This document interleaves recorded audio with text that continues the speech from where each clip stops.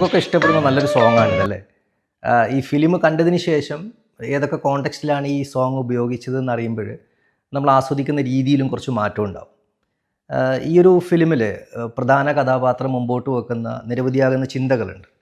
അതിൽ ഒന്നെനിക്ക് തോന്നിയത് നമ്മളൊക്കെ വെച്ച് പുലർത്തുന്ന ബന്ധങ്ങളെക്കുറിച്ചാണ്.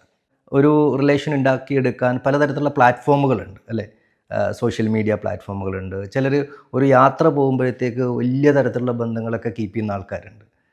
പ്രത്യേകിച്ച് ഇന്ന് ഈ സ്ട്രേഞ്ചേഴ്സ് പ്രോഗ്രാമുകളുടെ ഒരു കാലഘട്ടം തന്നെയാണ്. ദിവസങ്ങളോ ആഴ്ചകളോ ഒക്കെ നമുക്ക് യാതൊരു ഐഡിയ ഇല്ലാത്ത, അവരെന്താണോ നമുക്ക് പറഞ്ഞു തരുന്നത് അതുമാത്രം അറിയുന്ന ആളുകളുമായി നമ്മൾ വല്ലാതെ ക്ലോസ് ആയിട്ട് ഉള്ള ബന്ധങ്ങൾ വെച്ച് പുലർത്തുന്ന ഒരു കാലഘട്ടമാണ്.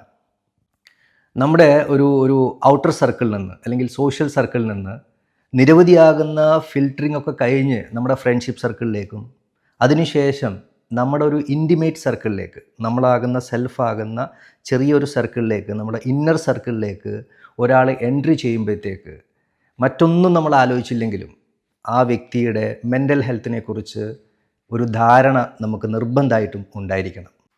കാരണം നമ്മുടെ ചുറ്റുപാടുള്ള ആളുകളൊക്കെ ഏത് തരത്തിലുള്ള മാനസികാവസ്ഥയിലാണ് എന്ന് നമുക്കവരെ നോക്കിയിട്ടൊന്നും പറയാൻ പറ്റില്ല.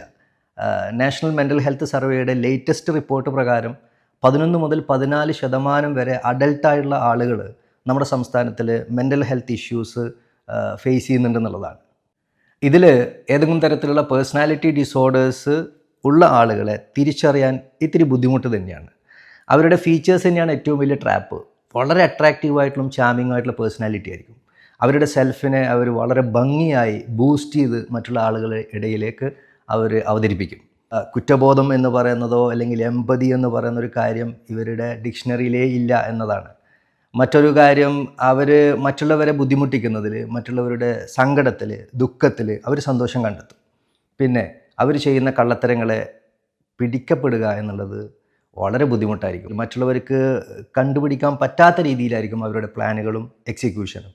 അപ്പോൾ ആരുമായിട്ടും സംസാരിക്കാം, ഇടപഴകാം, ഒക്കെ ചെയ്യാം. പക്ഷേ ഒരാൾക്ക് നമ്മളിലേക്ക് എൻട്രി കൊടുക്കുമ്പോൾ വളരെ കെയർഫുള്ളായിരിക്കുക.